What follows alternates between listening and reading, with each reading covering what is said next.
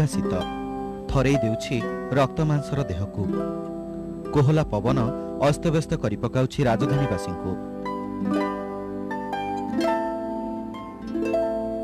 शीतरे सुनसान हो जाउछि राजरास्ता। फुटपाथर फुंगुला देह को जाबुड़ी धरिछि जाड़। राति हेले अवस्था तो असंभाଳ। किए रेल स्टेशन रे तो आउ किए बस स्टैंड फुंगुला छात तले मुंड गुंजुछंती। कौन शिशुटीर ए कांद कहीदेउछि शीतुआ रातिर कष्ट केते।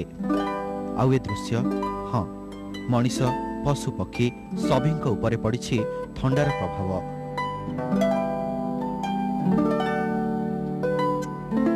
गरीब लोक आम किसी करूँ कमल फमल ना चदर टे घोड़ी होचु से हिसाब रे जो अभिज्ञा शीत जामापटा बेसी बिक्री हो नाला एवं जो रेट हो रेट रे किनी होनी आज्ञा एमती निआ गछ मूले बसिकी आम एमती ये करने पड़ो आ कौन उपाय आमर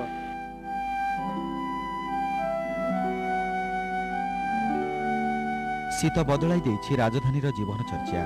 संध्या हेउबा सकाळ निआ पुईबा छड़ा अन्य बाट नाही। एमिति समय फुटपाथ रे जीवन बिताउथिबा लोकंक जंत्रणा को बुझिछंती किछि स्वेच्छासेवी। असहाय लोकंकु बांटिछंती कंबल। ठंड हमारे लिए जितनी सुखदाई है हमें अच्छा लगता है ठंड में, गरीबों के लिए वो उतनी दुखदाई है। गर्मी तो कैसे भी काट लेंगे ठंड में, लेकिन बहुत मुश्किल है। इसीलिए हम लोगों ने सोचा है कि चलो सोए हुए के ऊपर में थोड़ा सा, बहुत तो नहीं, थोड़ी बहुत ही उनकी कुछ गर्माहट उनको दे सके।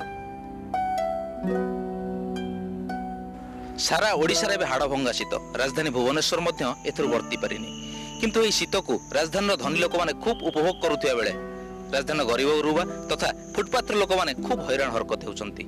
सेमानक पय भरोसा साजिछि खंडिए कंबल एवं निया।